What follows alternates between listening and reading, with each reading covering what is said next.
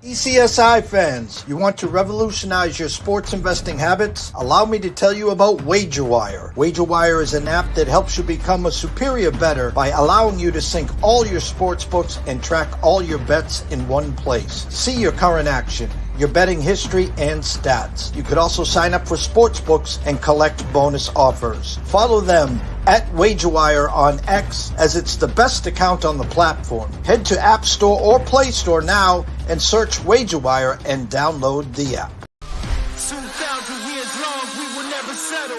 Hard days, no way, with a heavy metal. No time, no fail, won't stop here. Like a torch to a flame when it burns hot. We won't stop, come on, baby, higher.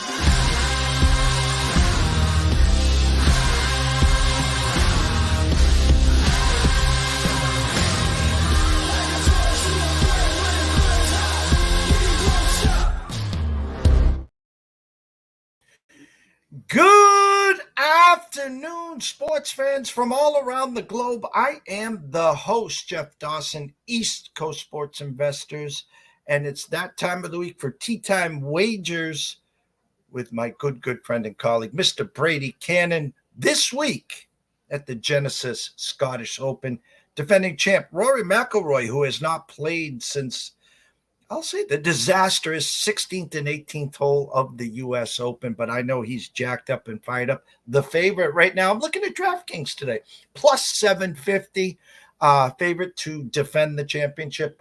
Second favorite, X marks the spot, Xander Schauffele at plus 850. So we're excited. A lot to catch up with as the major is next week. Our final major of the year. I can't believe me and Brady were talking November, December, and we blink and we're already up to 4 majors. I mean, where has the time gone? But it is what it is. Shout out to our proud sponsor and partnership, of course, with WagerWire. If you have not downloaded the app, head on over to Google Play or wherever you download the apps. It's free.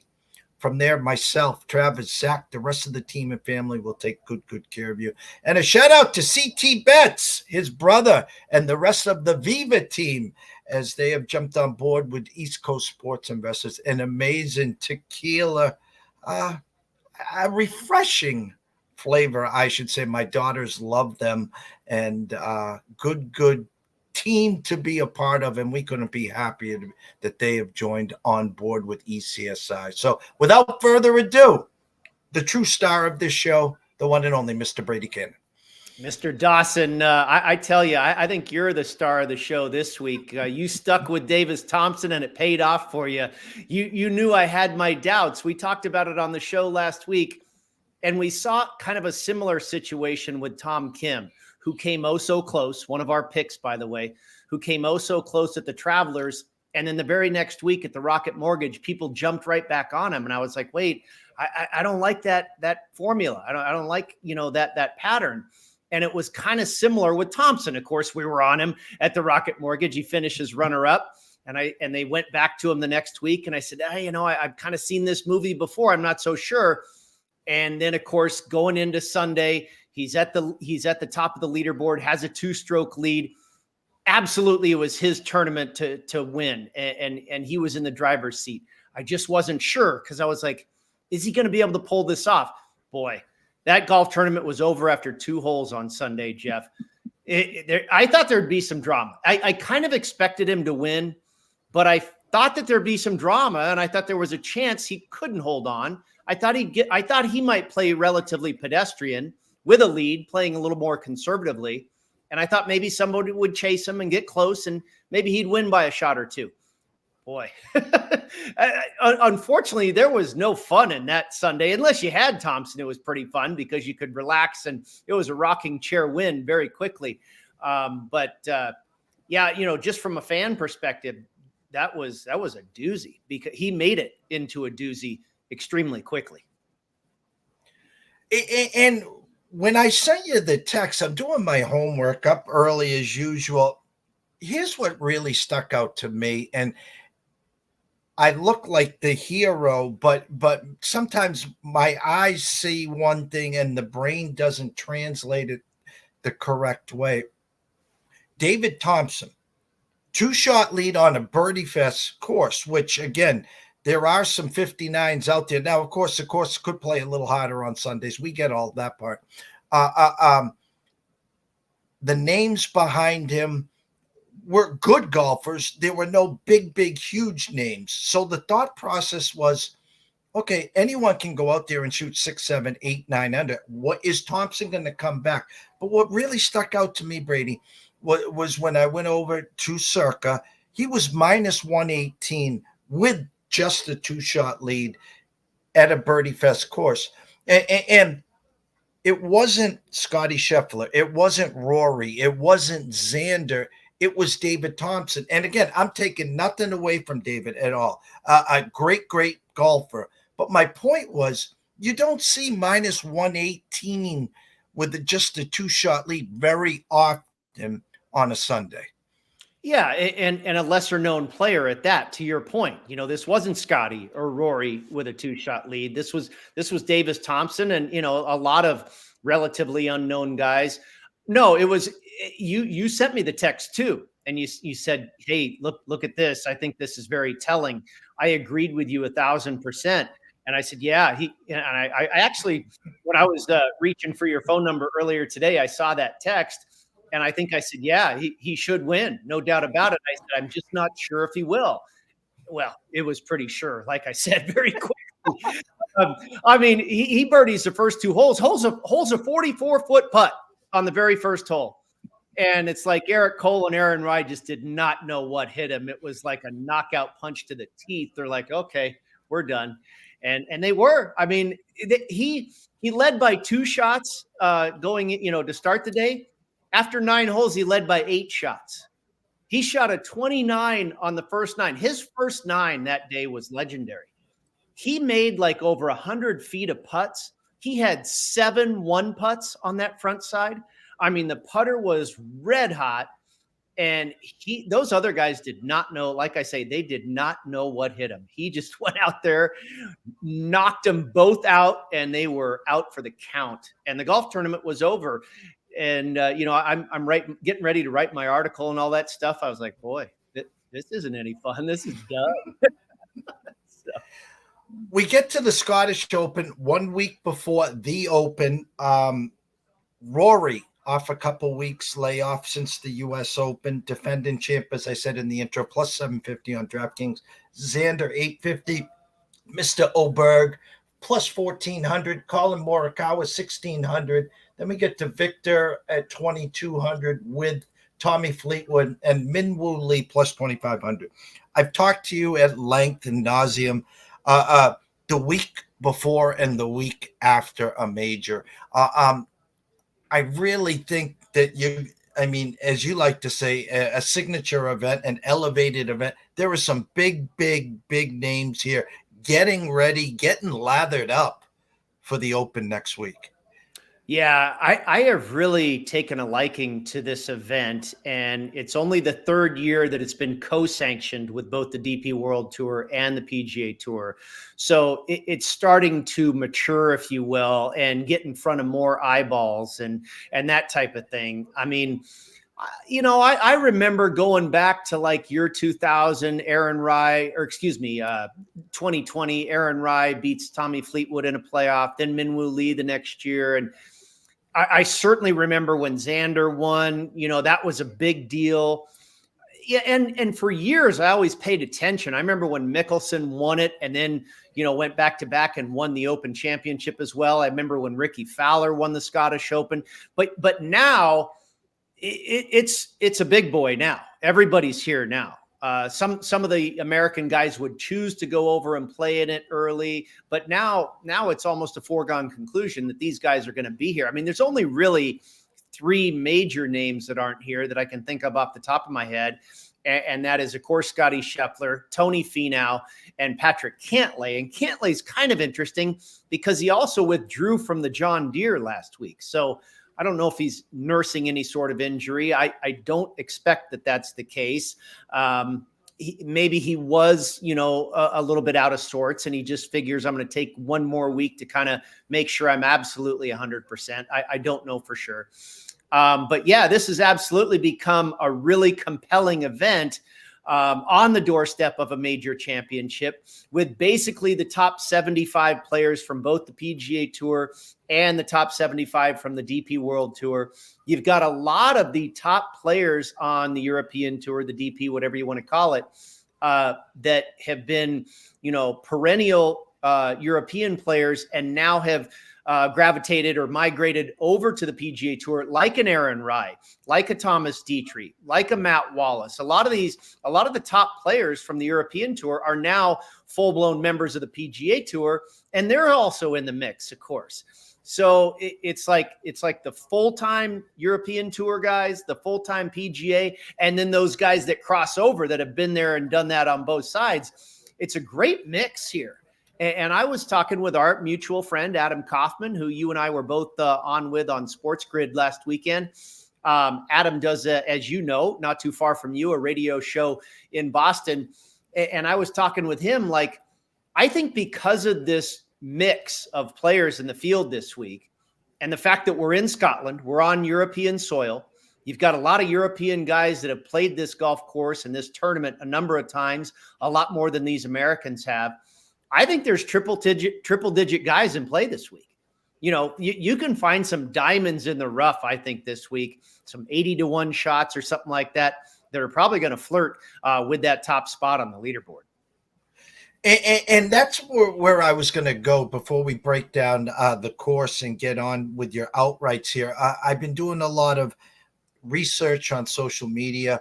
I'm seeing a lot of people leaning that way. When I look at the iron up top, the McIlroys, the Schauffele's, the Obergs, the Morikawas, Hovlands, et cetera, I'm like, wow. And then the names that I'm seeing on social media, I'm seeing a lot of Minwoo Lees, who right now is at 25-1. And then they're going further. I saw a great interview with Robert McIntyre. He goes, other than a major, this is the one. They brought back Rory was like a 2% chance on winning. Wasn't that something? Year. That was really cool, wasn't it? I saw that one too. That was awesome. Yes. So it's almost hard to wrap when you are doing your homework and all your research here to put this puzzle together in my eyes. Yeah. No, I agree with you. And that's why we'll get to it here in a minute, Jeff. That's why I went with 8 guys outright this week. And I had 7, and I ended up adding 1 more. I kind of had my eye on this guy, and I went back and looked at my notes, and I realized he checked all the boxes for me. And then I saw that another guy that I really respect was on him. And I'm like, yep. Okay. Yeah. I got to add that guy. But I went with 8 guys and none shorter than 20-1. I didn't go to the Hovlands and the McIlroys and the Schauffele's because I think there's a lot of randomness to this event. Now, recently we've seen the chalk in Rory and Schauffele. Minwoo Lee was not chalk when he won it 3 years ago, but I mean, arguably, 2 of the best 3 players in the world have won it the last 2 years. But then you also look at McIntyre, who was triple digits and that close, 98% chance of winning last year. So yeah, I definitely think there's some randomness. There's some long shot possibility, and there's familiarity. These Europeans, a lot of these guys, Soderberg was a guy that just withdrew from the tournament, but he was a guy that checked a lot of boxes on my list this week. And I've heard of the guy. I'm familiar with him, but not that familiar, admittedly. And I'm like, where does this guy pop up? And there's a lot of guys like that out there this week that, because I am not someone who studies the European Tour as thoroughly as I do the PGA Tour. There were some guys that popped up in my stats crunches and everything I was doing this week. I was like, wow. And it wasn't just the traditional names. The board did not just go Rory, Xander, Corey Connors, Finau, and on down the line. There was a mixed bag of a lot of different stuff in there this week. And that's what's really made it fun and challenging, to your point. And I had to go with 8 guys in the stable this week. See if we can get one of them right. And I saw, usually you can do your homework early this evening. You might catch a cat nap, and then I know a lot of people that do the DraftKings, etc., set the alarm early just to make sure there's no late scratches. Well, they're teeing off early, or should I say, early tomorrow morning. Is it early or is it late? Is it late? I remember that. I got a quick story for you, Jeff. I was doing one of my very first radio job. This is close to 35 years ago, in San Francisco. And I used to have to get into the station, I want to say at about 5 a.m., something like that. And I pulled into a gas station. I lived over in the East Bay, 40-minute drive in the morning from the city. I pulled into a gas station about 2:30, 3 a.m. And the guy says, "You have a nice night," as I left. And I was like, is it night or is it morning? I'm in that window there where, boy, you can never tell. So I knew I was up pretty early when the guy was saying good night. You get the back-to-back weekends on the couch if you want to tiptoe out there and not disturb the missus for some early golf My wife's action. favorite week, Jeff. My wife's favorite week of the year. I spend 4 nights on the couch. It's awesome. Course evaluation, what'd you see? Well, we know that this is like a softer version of links golf. Okay. We get the full blown version next week at Royal Troon. And that's why I also love this as a perfect tune-up. It's not necessarily the genuine article. This course hasn't been around for 150 years and just built by Mother Nature and the sea and the wind and the heather and all that good stuff that we love about the British Open. This course opened in 2008. So it's a youngster. But Tom Doak, a brilliant course designer, he has made it a links design. They shifted some things around. It is relatively a seaside. I can't remember exactly what the body of water there is. They call it. It's a firth. In Scotland, I believe they have firths, like the Firth of Clyde and all that other stuff. But no, it's a wonderful, typical European links type situation, but not to the level I think that we're used to with a Royal Liverpool last year or a Royal Troon coming up and that type of thing. So a links light, if you will, which probably caters a little bit more to the American players and gives them a fair fight here against a lot of the Europeans that are so familiar with the links style design. But we'll get that as well. It's not completely Americanized. And what I mean by that, an Americanized golf course like we see regularly on the PGA Tour is typically an aerial assault. You have to attack from the air. You want to hit your ball as high as possible to have it land soft on the green and that type of thing. A links style course, you're gonna play a lot closer to the ground and beneath the wind and trying to roll it along these humps and bumps. And the greens are much slower. They can't make the greens so fast as they do in the States because you are susceptible to incredibly high winds. And if the greens are too fast, it'll blow the ball right off the green. You can't have that. So the greens will run at about a 10 on the stimp meter this week as compared to like a 12 or a 13 that is standard for a PGA Tour event. So you're going to get relatively narrow fairways this week. Some maybe a little bit wider. I think it's kind of a mix and match of both. You're going to have pretty relatively smaller greens this week. They've got some undulation to them. They will be, like I say, slower. But I think it's going to be a very interesting test.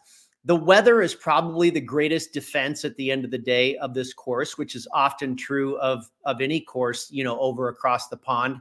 And the forecast right now is some light rain, maybe overnight tonight, some clouds, some afternoon sunshine, and winds that don't look like they're really going to develop. I'm seeing maybe in the neighborhood of 10 miles an hour. Now, that can also change. That can also turn on a dime when you're seaside like this. It just doesn't look like it's going to at this point.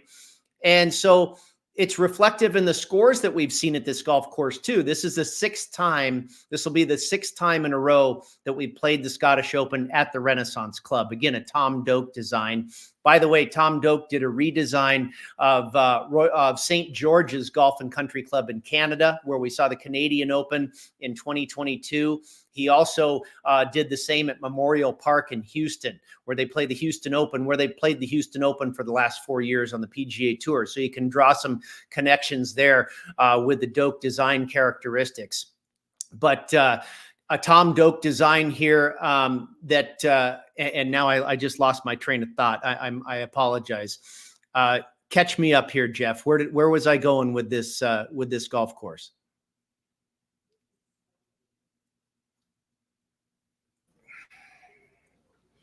Yeah, I lost you too. I was rambling on there. I apologize. That's okay. Gosh, I was saying something about Doak, and then I went off on these other courses that he's designed, and I lost it there. You were comparing it, I think, to Royal Troon. Gosh. I was talking about the weather. Okay. Yes. And what we've seen in the forecast is really and the scores. You'll see it reflected in the scores. The 6 years, they've played it 5 years in the past here at this course.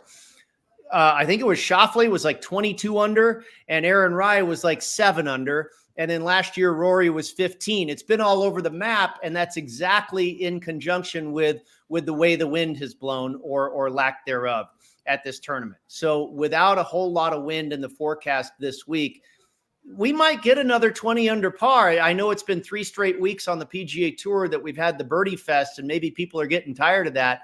Well, this might be a little bit different twist on a birdie fest here across the pond on the other side of the world. And I have flashbacks when you're talking about the Opens and the wind and running up to the ball, running up to the green. I remember DJ there just sitting there and watching his ball and the wind taking his ball, the Jordan Spieth of the world and some other golfers with the stocking caps and the windbreakers.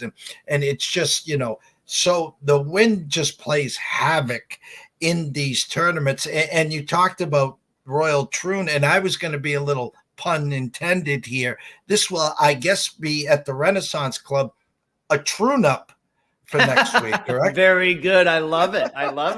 Absolutely a Troon-up. No doubt about it. Good one.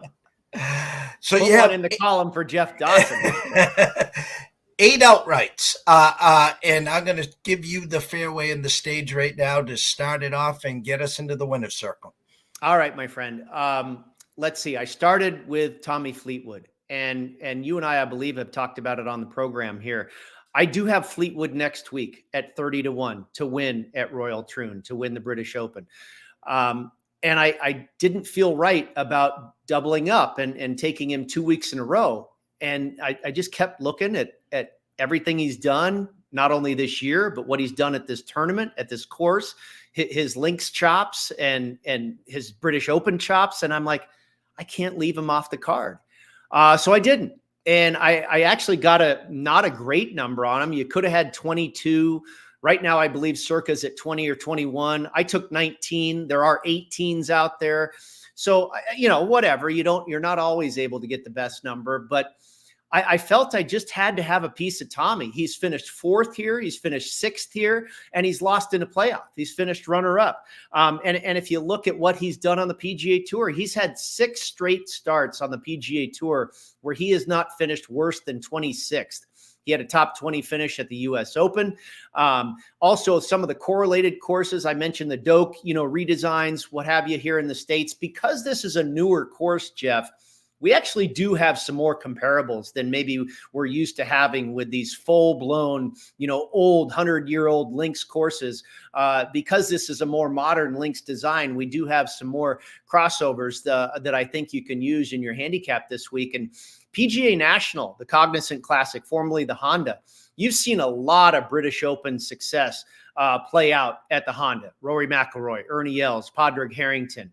PGA National, I think, is another correlated course this week. And Tommy Fleetwood, I'm going along, seeing if he's gonna make my card. He's finished 3rd and 4th at the Honda. I'm like, man, I give up. This guy, he's nailing it across the board, everything I'm looking at. So I went with Fleetwood, and I wrote this earlier in the week.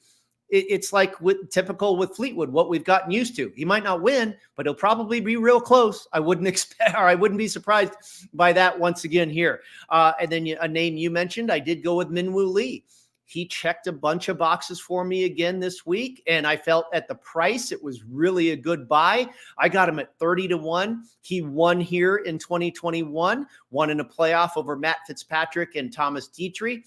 Like Fleetwood, tremendous form coming in, comes off of a runner-up at the Rocket Mortgage, also had a runner-up at guess where, PGA National earlier this year, and 6 straight starts where he has not been worse than 26th. So I went with Lee as well. Aaron Rai. This is a little bit of the Tom Kim Davis Thompson conversation that we were having. I got Aaron Rai at 50-1. I felt that was a really good price. This is a guy that's been in the final group on Sunday the last 2 weeks on the PGA Tour and hasn't been able to get over the hump. Now he goes back to a course where he's won at before as well. Beat Fleetwood in a playoff in 2020 in the high winds when I believe it was 7 under was the winning score. Not a great putter, but now you go back to, these greens that basically neutralize putting because they are so slow. He's had success, like I say, won here before, had other good finishes in this event as well. Goes back to, his home, his European side. He's an Englishman. He's had a number of great finishes this year. If you look at some of the correlated results he's had, and I'm sorry, I don't have my sheet in front of me right now, but in the Canadian courses, not only at St. George's, but at Hamilton's, he's had top 15 finishes at those correlated courses. Memorial Park in Houston, he's finished 7th twice, another Doak design. I mean, he just makes a ton of sense this week. And now you kind of put him back on his home turf, a course that he's won at before, and a price like 50-1. I was like, I got to go there as well. Wyndham Clark was the guy that I added late. He didn't make my original 7. And then I started just going over some more stuff. And I said, we're always looking for that guy, Jeff, where maybe he's been off the boil a little bit and the odds start to drift. You and I last year talked about that with Justin Thomas. We're like, pretty soon he's going to get to 30 or 40 or 50-1, and there's going to be a time when JT is live again. I kind of think that's the case with Wyndham Clark. Now, it's a different tournament. It was a birdie fest, the Travelers Championship a few weeks ago. He did finish top 10. I don't think that's necessarily a bad sign. I don't think it's a complete green light, but it doesn't hurt for sure. Maybe the form is returning on a guy that's a top 5 ranked player in the world. Okay. I mean, earlier in the year, all he was doing was winning at Pebble Beach and seemingly finished second to Scotty Scheffler every week. And he dropped off really at the Masters when he missed the cut, and he hasn't quite returned until that top 10 finish that we saw flash at the Travelers. He's been very good at this tournament. He's finished 16th and 25th at this tournament, on 11th and a 7th at the Honda, an 8th in Detroit. Detroit Golf Club was another correlated course for me, a 16th at Houston, a 7th at St. George's in Canada in 2022. And with this guy at better than 50-1, I got him at 52. I thought, okay, I'm going to give it a shot because, like I say, in the stats crunches that I did, he checked all the boxes as well. And then he made sense from a lot of different other angles as well. So I added Wyndham Clark. Alex Noren at 80-1. I've been on him a bunch this year. It hasn't turned into a win. It's turned into a lot of top 20 finishes. And he might just get there to that spot again. He kind of feels like Tommy Fleetwood. Never won on U.S. soil, never won a PGA Tour event. Alex Noren personally has won 11 times on the DP World Tour, including this event, the Scottish Open, not when it was at the Renaissance Club. But it just goes to show you that this guy has that European Tour, the link style chops that we're looking for. He's able to close a deal. He's done it 11 times on European soil. The short game is wicked. The numbers are all there. And I'm kind of betting that this guy's going to be in the mix again. And maybe he'll finally, close the door. It'll be on European soil, but it is a so-called PGA Tour event as well. So maybe Alex Noren kind of halfway gets it done, if you will. And then I went with Thomas Dietrich. I think he's been a popular pick this week for understandable reasons. 80-1 on Dietrich and Noren, if I didn't mention it, but he was a playoff loser in 2021 to Minwoo Lee. This will be his 6th year in a row playing at the Renaissance Club in the Scottish Open. He's never missed a cut. He's never finished worse than 43rd. I mentioned losing in a playoff in 2021. He was top 10 in 2022. And the guy's been in serious form this year. You remember he threatened at Torrey Pines to begin the season. He just finished 4th at the PGA Championship. Oh, by the way, he was runner-up at Memorial Park at Houston, the dope correlation there. And he just finished 14th at the U.S. Open. So, the form, the course history, it all looks good for Thomas Detry. One of the best putters in the field this week is Detry. So, and that's actually proven to be a very key statistic here at the Scottish. If you look at these past winners, McIlroy, Minwoo Lee, Schauffele, they were all in like the top 10 for putting during the week of their wins. So, I don't think it hurts to have a good putter this week. Alex Noren, another very good putter who we're on, as is Detry, as is the next guy, Matt Wallace. Now I get into some triple digits. I talked about, some of these random, I've got, let's see, that's 2 guys here, Alex Noren and Detry, that were former European Tour players that are now full-time PGA. Wallace is another one at 125-1. Fantastic short game, excellent putter, really good with the irons. He's long enough. And oh, by the way, just last fall, he finished 6th in the Alfred Dunhill Links Championship. The guy has links chops. He's a really classy player, is Matt Wallace. By the way, just finished 4th at the Byron Nelson not too long ago, TPC Craig Ranch, another correlated course for me. So I like everything that Matt Wallace has going this week with what he's done on the correlated courses. He's finished, he's got a number of nice finishes here at the Renaissance Club for the Scottish Open, like a 25th, the 30th, the 40th, always kind of in the conversation. And in 2019, he finished as high as 14th. A top 15 here as well. So he made sense for me, grabbed him at 125-1. And Jeff, I've seen him as high as 150 and as low as 80.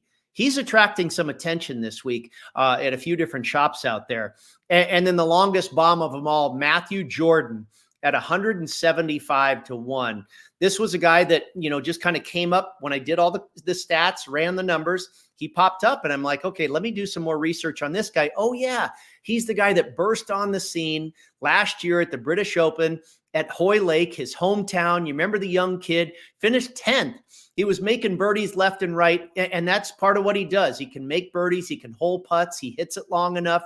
He hits greens in regulation. He's got a nice skill set, and he has finished as high as 18th here at the Renaissance Club in the Scottish Open.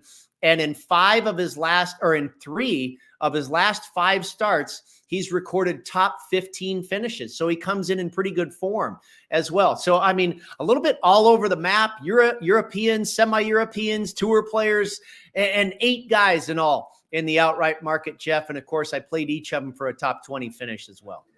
I love where your eyes are. I like to always say what you've done this week, especially as you've sprinkled the fairway. You sprinkled the board. That's the best way I can say it. And you stayed away from the top, and then you started working your way back. And I was going to ask you specifically, Aaron Rai. I've talked to a lot of friends, a lot of colleagues that really have their eyes on Mr. Rai. They think form, what he has done of late, where he is right now, and the fact how successful he has been in the past. And at 52-1, a hell of a price right there. Yeah, it just seems to all add up for him right now, right? He's been playing outstanding now against lesser fields, okay, at the Rocket Mortgage and the John Deere, but it kind of maybe balances each other out. Yeah, it's a tougher field this week, but he's also going to quote unquote home turf in a sense. I know he's from England. We're in Scotland. Okay. He's won here before. He's got the experience, and not only has he won here before, he's had other good finishes here. So yeah, he's playing against a tougher competition this week, but it seems maybe he has a leg up on the rest of the guys. So yeah, he was another guy I couldn't ignore. It felt a little weird going all the way to the, almost to the top of the board with Fleetwood, but I couldn't ignore him. And then I went with 2 former champions in Minwoo Lee and Aaron Rai, but Minwoo Lee, another guy that's in outstanding form. So I couldn't ignore him, man. No, and again, I think what has helped is the fact that you do have some of the iron. You have the Rorys, you have the Xanders, you have some big names there. Again, no Scotty till next week, but the fact is that enables us to get a little more meat on the bone on some of these golfers. Yeah, no doubt about it. I think not having Scotty in the field this week is a really good thing for everybody, the players and us bettors. We'll be talking a lot of Scotty next week, of course. Head-to-head matchups this week. Yeah, played 3 of them. Went with Hideki Matsuyama, a name we haven't talked about yet. Hideki Matsuyama over Tom Kim. I've seen as high as plus 110 on Hideki. I was able to get him at even money. I've seen actually Matsuyama as the favorite in this matchup at like minus 115. There's been some steam coming in on Matsuyama in this matchup. And, you know, Tom Kim is a class player, no doubt about it, and makes a bunch of sense this week. He's had a lot of success at this tournament. He comes in off of that playoff loss. I mean, he's in good form. He seems to do, I think it was at the Open Championship last year, he did pretty darn well as well. So he seems to have an affinity for playing across the pond, for playing links golf. But as a heavy favorite over Hideki, I was like, wait a minute, Matsuyama ain't so shabby himself, if not the better player in this matchup, and maybe should be the favorite. So I thought there was certainly value there head-to-head, taking Hideki as a dog against Tom Kim. I went, and this is a similar story here. I got Alex Noren at plus 120 over Corey Connors. And I don't think Noren should necessarily be the favorite, but maybe that's a pick-up. I mean, Corey Connors has missed the cut here at the Scottish Open. He's finished 61st and then finally got his act together last year and finished top 20. So maybe he's starting to figure it out. But he doesn't have a great record at the British Open, the Open Championship either. And we know Noren. We talked about it. He's a lifer. He's a Swedish guy that's been playing over here forever. And certainly has just as classy of a game as Corey Connors, many would argue. So to get him at a big dog price like that, I felt that was a pretty good position. And then I went with Erik van Rooyen at plus 102, just a slight dog, basically even money over Adam Scott. Now we know Scotty is as good of a links player as it gets, but you know, that was also 15 years ago. EVR has done really well at this tournament. You look at where he's finished at this Scottish Open. He's gotten some top 10s and some top 20s. He's had some good finishes at the British Open. Scotty hasn't really been in form. You know, you just never know when Adam Scott's going to show up, and it hasn't been all that often in the last few years. So I went with a guy that's been more consistent as of late at a decent little dog price with Erik van Rooyen. EVR owes me a little money. 2 weeks ago, he was positioned very, very well. And the numbers, especially at the Circa, did some talking with Mr. Benson, of course. And I'm like, hey, you got some liability there. You're sending me some mixed signals here. And he kind of chuckled at that one. So I will definitely be on EVR for sure over Adam Scott here. That one is at Circa, I believe, by the way. Okay. Well, Mr. Benson will love me for that one. So last but not least, of course, we have some bonus golf coverage in the LIV this week. Is that correct? We certainly do. And, you know, I've become more excited about a LIV event because we've had tremendous success. I've hit one pre-tournament outright on the PGA Tour. I've hit you and I both have hit a number of in-game guys on the tour this year. I've hit one pre-tournament. I've hit 3 pre-tournament outrights on the LIV circuit, and that's less events, right? I had Carlos Ortiz in Houston. I had Brendan Steele, I think it was in Australia. And then I had Dean Burmester before the Masters at Doral. We're going to see if we can keep it rolling here. I played 3 guys, and speaking of the Masters, they call this golf course Valderrama in Andalusia, Spain. And of course, the LIV circuit is going over across the pond this week as well, because you're going to have, I believe, about 17 guys in the Open Championship next week at Troon. Valderrama has been around for many, many years on the European Tour. He used to hold the old American Express tournament. Tiger Woods won there in 1999. It was the Andalusia Masters, the Volvo Masters. It's been around on the European Tour as a mainstay and one of the more special golf courses in all of Europe for 20, 25 years. They call it the Augusta National of Europe. It's not because it's similar in style. It's actually very different, but it has that prestige and it is that special. It's in Spain, of course, Andalusia, Spain. And that brings into play Jon Rahm and Sergio Garcia. In 1997, Valderrama hosted the Ryder Cup. And of course, Seve Ballesteros was, charging the European side to victory. What a special moment that was for the people of Spain. And so obviously that translates huge with Jon Rahm and that type of thing. I didn't go to Rahm. I went with Sergio, though. Sergio has won at this golf course 3 times. In 2011, 2017, 2018. He was runner-up in 2004. He has other top 10 finishes here. He's just been a machine here. Really narrow fairways, a lot of dog legs, a Robert Trent Jones Sr. design. I saw some pictures. It's absolutely stunning. If I ever make it to Spain one day, I'm going to try and my darndest to get on this golf course. Very short. It's only about 7,000 yards. Narrow fairways, tree lined. You got to be deadly accurate and very small greens. And we know when you have small greens, you're going to have to scramble because you're not going to be able to hit them all the time in regulation. So Sergio Garcia, number 5 on the LIV circuit in driving accuracy, number 4 in scrambling, and number 6 in greens in regulation. And then you got the course history here. I also think he may be a little ticked off about not being able to qualify for the Open Championship. So maybe he's got a little something to prove out here. And he's been playing great on the LIV circuit this year, by the way. Lost in a couple of different playoffs, I believe, already. So I think Sergio is pretty good. I got him at 14-1. And then I took Patrick Reed. They played this Andalusia LIV event last year in 2023. That was the first time that LIV was not a part of the European Tour rotation and went over to LIV. This will be the second time they played it as a part of the LIV Tour. Taylor Gooch was your winner. Patrick Reed finished 5th. And also, Patrick Reed played last week on the European circuit in the BMW International Open that was in Munich, Germany.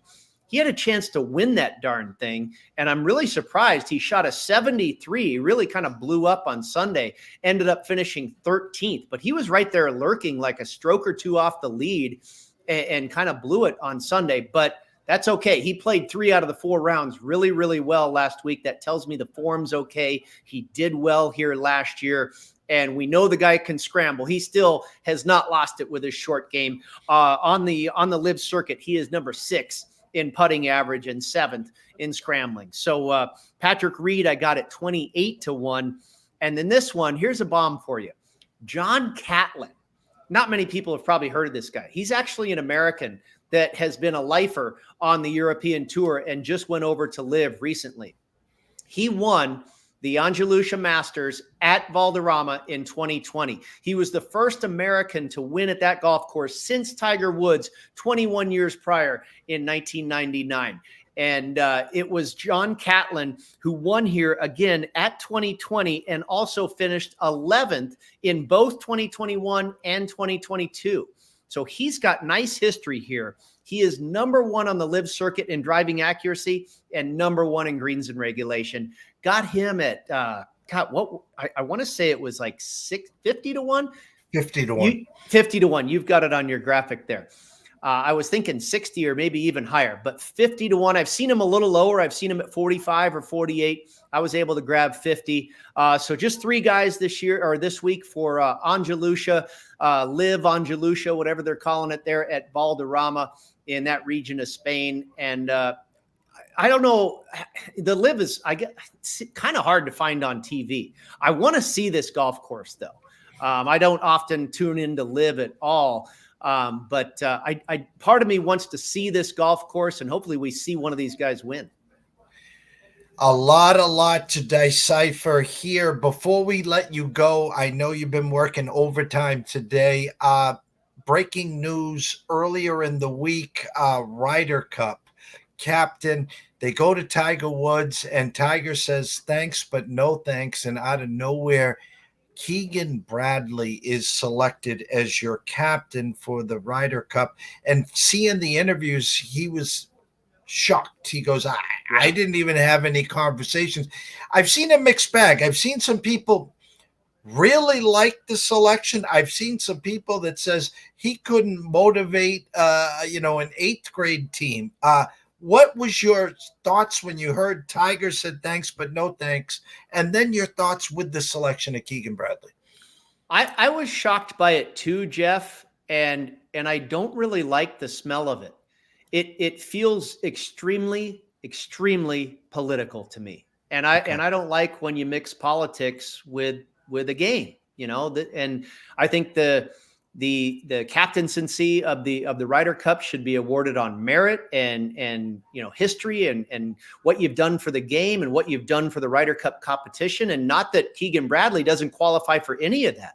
I think he's absolutely deserving, but is the timing right now? This guy's still an active player in the world. And I know that doesn't necessarily, take you out of the running for captain, but it doesn't seem like we've seen a guy that is still this young in his career, if you will. And I know he's a little bit more of a veteran and everything. It just seems like this is maybe 3 to 5 years too early for him to be anointed captain. And it almost feels very, very orchestrated to me. Everybody knows the storyline last year that Keegan Bradley got snubbed. Last year, the Ryder Cup, when they were over in Italy, and a lot of people felt that Keegan Bradley should have been on that team, myself included. I think he probably should have been on that team as well. I think he's very much of a Ryder Cupper type guy. I think he's competitive like that and has that kind of that type of flavor to his game. Some guys don't. So, we've seen a lot of guys that are, tremendous, Tiger. Has Tiger ever been a tried in, a year in and year out Ryder Cupper success story? No, he's not Colin Montgomery. He's not Sergio Garcia. He's not like, Seve Ballesteros. He's not like some of these killer Ryder Cup Europeans that we've seen over the years. And I think Keegan Bradley has a little bit of that in him. But so he was snubbed. Okay, so now it's like the powers that be got together and said, okay, here's what we're going to do. Tiger, yeah, this is a PGA of America. We're going to call you up. I want you to say no, politely decline. Then we're going to call Keegan and we're going to give it to him. Okay, you're on board? All right, very good. Thank you. And I kind of feel that that's what happened. And it's, okay, it just seems orchestrated like that and political. And if it's not, then God bless him. Great for Keegan. But it just kind of, you went to Keegan Bradley, which feels a little bit too early, and you did it right after he was kind of the guy that got snubbed last year. I don't know, whatever. And I firmly agree with exactly what you're saying. Something smells, and I hope that we get the real story behind this. And nothing against Keegan Bradley. I too think he was snubbed. He was snubbed, and we all know that. And then to say, hey, Tiger, wink, wink, we know you weren't going to take this anyways, but we're going to portray it as you said thanks, but no thanks. And we're going to go to Keegan, and we'll check on you in a couple of years. How's that sound? And I can't imagine Keegan, just put him on the team next time. Now you're going to make him captain? Is that what he really wanted? No, he probably wanted to be on the team, and maybe he'll be a playing captain. I don't know, but I think he probably would have been a lot better served to whisper in whoever the captain was going to be, whisper in their ear and say, hey, throw Keegan Bradley a solid next time around. Okay, he deserves one. We missed him last year. I like that, the way that plays out a little better. Well, a quick shout out to Marty Lowe. What is up, Roll Tide? Of course, Daniel Berry Sports Highlights. Good friend and colleague, Mr. Ron Mintz, chimes in and says, it is a PR move. His glowing compliments of Zach Johnson were scripted. PGA of America. I didn't even see fences. That. Yeah. Thank you, Ron. Thank you so much for joining us. God, we got to get you on here, Ron. I love your work. Keep up the great work as always. We've kept you overtime. I apologize. The scroll has been going the whole time. Everyone here, standing room only, knows to go to X at Las Vegas Golfer. Tell them where they can find the hard copy, your written work, and, of course, your showtimes on the Grid and Sports Grid. Yeah, thank you so much for the platform, Jeff. It's been great working with you for almost 2 years now. Enjoy it week in and week out. And here we are on the doorstep of a major. These times are the most fun. So yeah, my article, if you want to dive into the analysis of these outrights a little deeper, that one's up at golf.com. I just put out the Prop Farm, my weekly article at PGAtour.com under Golf Bet, where I speak with a lot of bookmakers. That one was pretty interesting this week. Rory McIlroy, a lot of mixed reviews on how bettors are feeling about Rory McIlroy this week. That one, again, at PGAtour.com under Golf Bet. Sports Grid, I'll be on in about an hour and a half, and then a little bit later this evening with Gabe Morency and the beloved Prime Minister himself, Cam Stewart, at 10 p.m. Eastern. God bless that guy. We'll talk some golf. He's a good golf handicapper as well. That'll be at 10 p.m. Eastern there. And, of course, you can get updated on all of this stuff if you just keep track on Twitter at Las Vegas Golfer. In about 10 minutes, Scott Webb in the batter's box will be breaking down tonight's MLB action. Tomorrow, 3 o'clock Eastern, Gamblu back in the saddle with a week off. After 3:03, we'll be talking UFC. And then on Friday, our good friend and colleague, Mr. Sean Alvarez, will jump in the hot seat talking some Saratoga for the weekend. Rain pending, I guess, that tropical storm heading east, so we will be batting down the hatches here.